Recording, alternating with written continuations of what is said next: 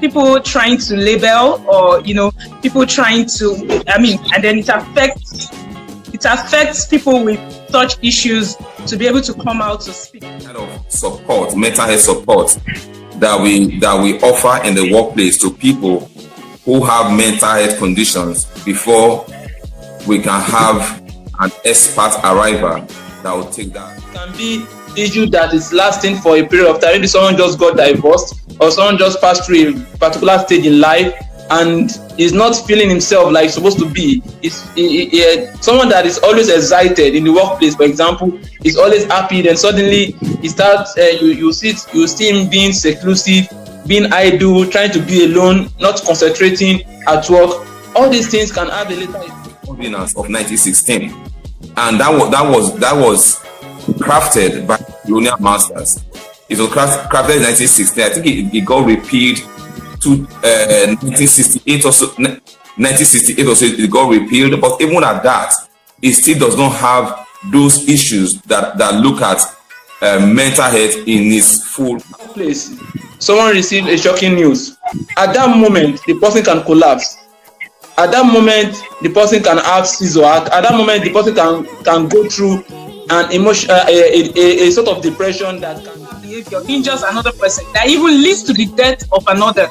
Maybe someone comes to work with a gun because he's depressed or is mad or angry and has some mental condition, which is very possible. It has been happening even in the US, and kills another employer. What happens?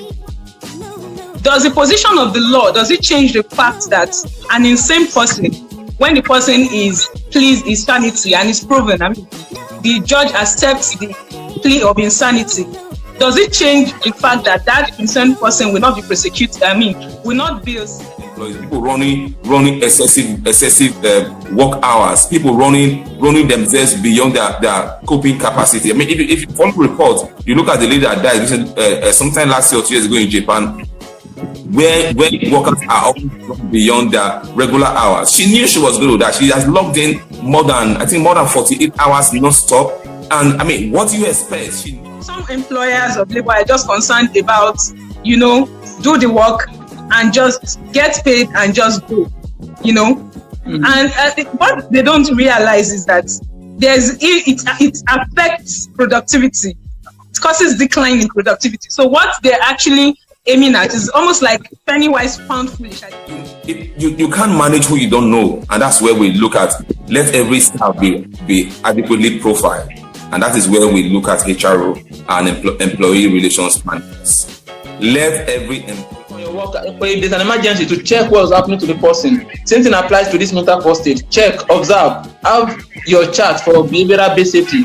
Check your workers. Then if there's a need to call for external help, call for external help. But before the help comes, give them a kind of care. Let them feel that yes, they belong to this organization. So having that kind of mindset will actually reduce the level of trauma, the level of depression that they face. Because I will not lie to you, a lot of people are facing a lot of depression. They are facing trauma based on issue of mental health. And some mental health can be negative. That is being calm, being seclusive. Some mental health can be aggressive, like you see. Look at the well-being of employees and look at how this actually undermine your productivity. Look at what's called best global practice. The best global practice. Sit on it. Institute a mental health legislation. Let it be a part of your corporate safety policy. Let's start discussing the truth. Let's start opening what you call conversation on mental health, because as of today, mental health is discussed on that wrap. It's discussed like, this was how we discussed Indian hemp many years ago.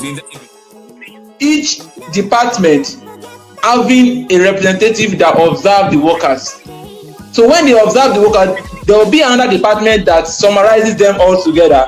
But there will be a representative from each department or each unit of the organization that would observe workers and give reports to the person that is the supervisor or the mental health manager or the safety manager that will analyze these results to know how to best address that.